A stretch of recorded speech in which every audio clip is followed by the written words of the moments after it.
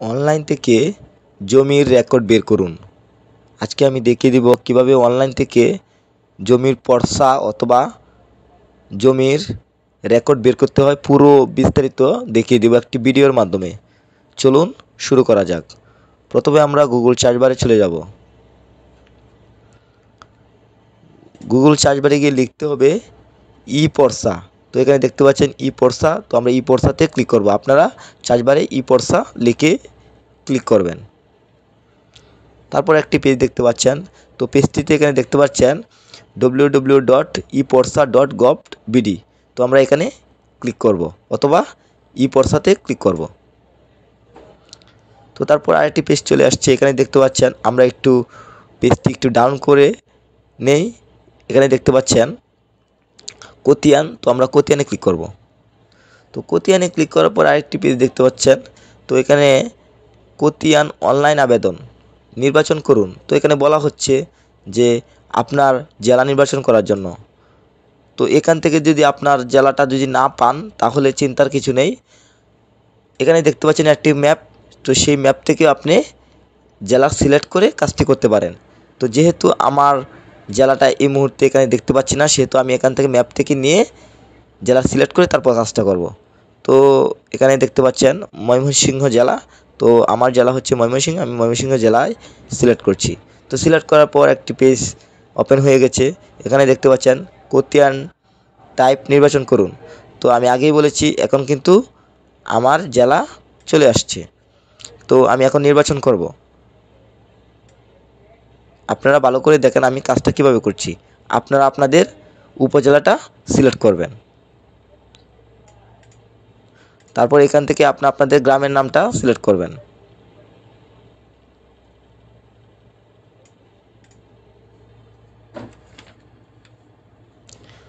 তারপর এখানে দেখতে পাচ্ছেন একটি পেজ। তো আপনারা চাইলে এখানে খতিয়ান নংও দিতে পারেন অথবা দাগ নাম্বারও দিতে পারেন।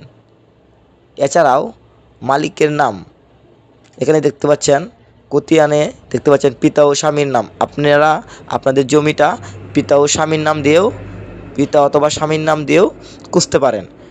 তো আমি দাগ নাম্বার দিয়ে খুঁজতেছি। তো এখন আমি দাগ নাম্বার দেব।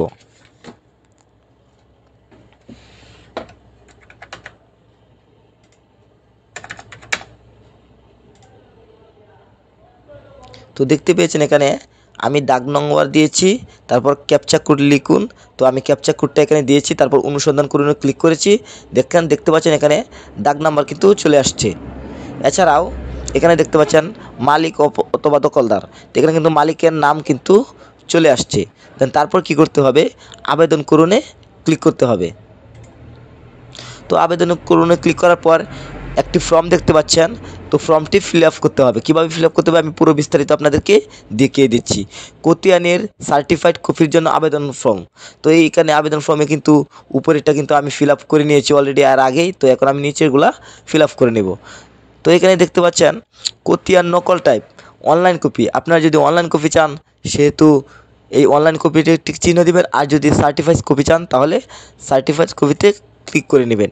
কিন্তু দুইটা প্রসেস কিন্তু একই রকম।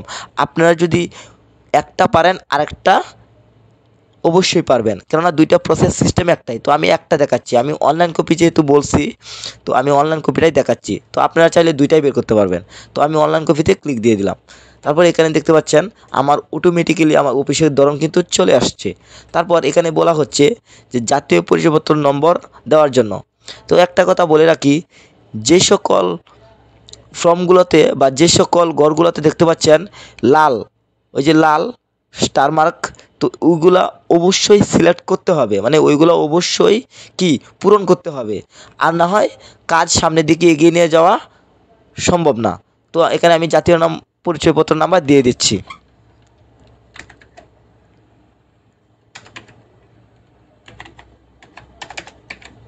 তারপর জন্ম তারিখ দিতে হবে। তারপর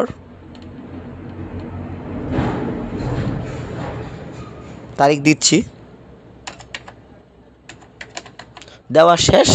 এখন যাচাই করুনে ক্লিক করুন বলা হচ্ছে। তো আমি যাচাই করুনে ক্লিক করে দিচ্ছি।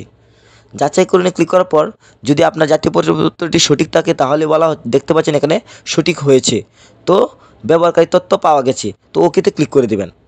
তো ওকেতে ক্লিক করার পর কিন্তু অটোমেটিক্যালি নিচে কিন্তু জাতীয় পরিচয়পত্র নাম্বার এবং কি নাম শো করবে। তারপর কিন্তু এখানে কিন্তু মোবাইল নাম্বার দিতে বলা হচ্ছে, আপনাকে অবশ্যই মোবাইল নাম্বার দিতে হবে, যেহেতু আমি আগেই বলছি যে স্টার মার্ক জাতীয়গুলোতে অবশ্যই ঘরগুলো পূরণ করতে হবে। তো আমি আমার ফোন নাম্বারটা দিয়ে দিচ্ছি।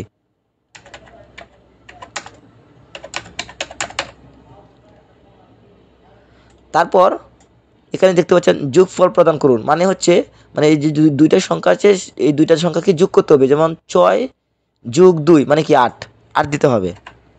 তারপর এখানে ঠিকানা কিন্তু অটোমেটিক্যালি চলে আসবে, কিছু সিলেক্ট করতে হবে না বা পূরণ করতে হবে না।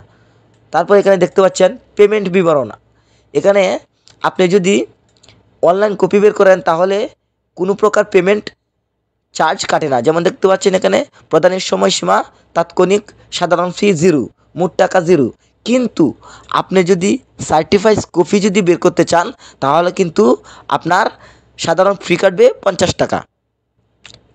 তো আশা করি আপনারা বুঝতে পেরেছেন। তো টাকা পরিশোধের মাধ্যমেও কিন্তু এখানে দেওয়া আছে, উপায় আছে, এক্সপায়ার আছে, তো এগুলোর মাধ্যমে আপনাকে টাকা পেড করতে হবে। তো আমি পরবর্তী ধাপে ক্লিক করছি, মানে কি পেমেন্ট, এখানে ক্লিক করছি। এখানে ক্লিক করার পর আপনারা দেখতে পাচ্ছেন